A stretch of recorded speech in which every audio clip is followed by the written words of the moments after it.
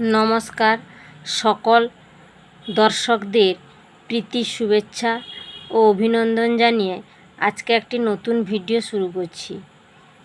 ভিডিওটি হলো রাখি বন্ধন উৎসব উপলক্ষে সংক্ষিপ্ত আলোচনা ও রাখি বন্ধনের মন্ত্র পৌরাণিক কাহিনী।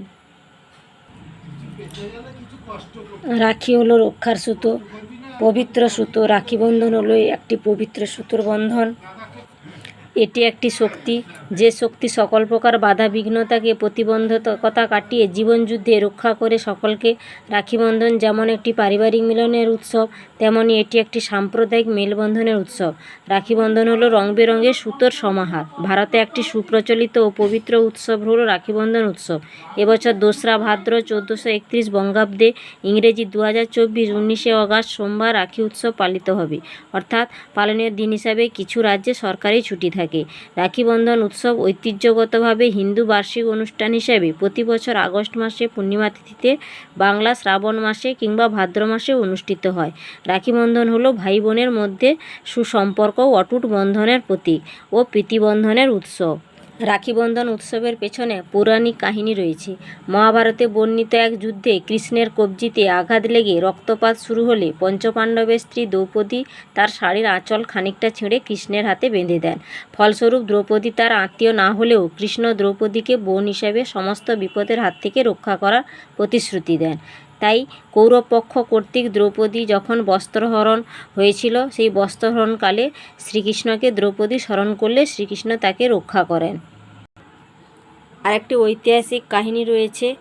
বঙ্গভঙ্গের বিরুদ্ধে তীব্র প্রতিবাদ করার জন্য 1905 সালে রবীন্দ্রনাথ ঠাকুর হিন্দু মুসলিমদের মধ্যে মৈত্রী ও সৌভ্রাতৃত্বের বন্ধন দৃঢ় করার জন্য রাখি বন্ধন উৎসব পালন করেছিলেন।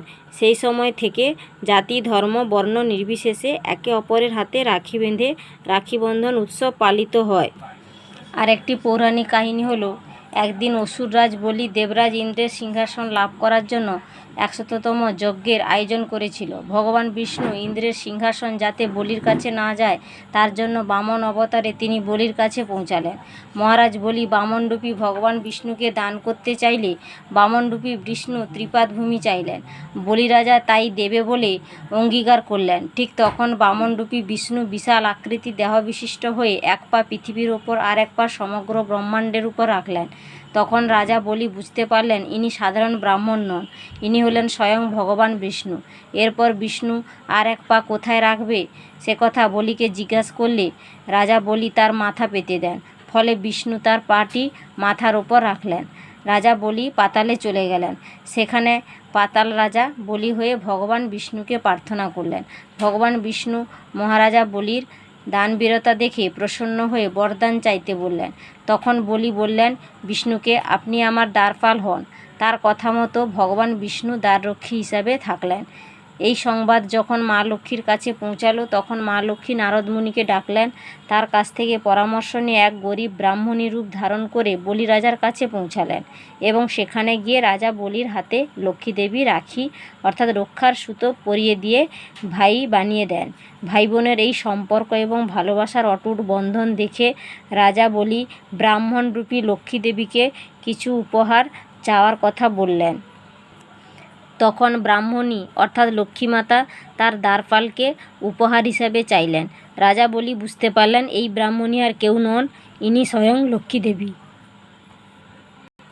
ভগবান বিষ্ণুকে তখন উপহার হিসাবে লক্ষ্মী দেবীকে দান করলেন। তাই রাখি বাঁধার মাধ্যমে অর্থাৎ রাজা বলির হাতে কবজির চারপাশে রাখি জড়িয়ে ভাইয়ে রূপান্তরিত করে বোন লক্ষ্মী তার স্বামী বিষ্ণুকে উদ্ধার করেছিলেন। ভগবান বিষ্ণু ও দেবী লক্ষ্মী বৈকুণ্ঠে ফিরে এলেন। সেই কারণে ভাই ও বোনের পবিত্র সম্পর্ক বজায় রাখার জন্য রাখি বাঁধার মন্ত্রটি প্রচলিত আছে।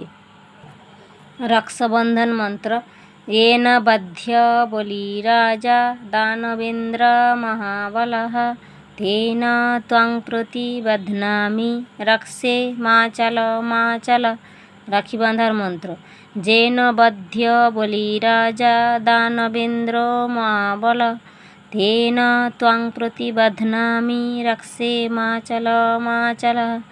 অর্থাৎ মহাপরাক্রমশালী দানবীর বলিরাজাকে লক্ষ্মীদেবী যে সুতো দিয়ে বেঁধেছিলেন, অর্থাৎ তার ডান হাতের কবজিতে রক্ষার সুতো বেঁধে দিয়েছিলেন, সেইরূপভাবে রক্ষার সুতো দিয়ে আমি তোমাকে বাঁধছি। সেই রক্ষার সুতো তোমাকে সমস্ত বিপত্তির হাত থেকে সবসময় রক্ষা করবে। ভুল ত্রুটি থাকলে আমি ক্ষমা প্রার্থী। ভালো লাগলে লাইক করুন, কমেন্ট করুন, শেয়ার করুন পরিচিতদের। নতুন নতুন ভিডিও পেতে সাবস্ক্রাইব করুন। যারা সাবস্ক্রাইব করেছেন তাদের অসংখ্য ধন্যবাদ। ভালো থাকুন, সুস্থ থাকুন। ঈশ্বর সবার মঙ্গল করুক। আজ এই পর্যন্ত।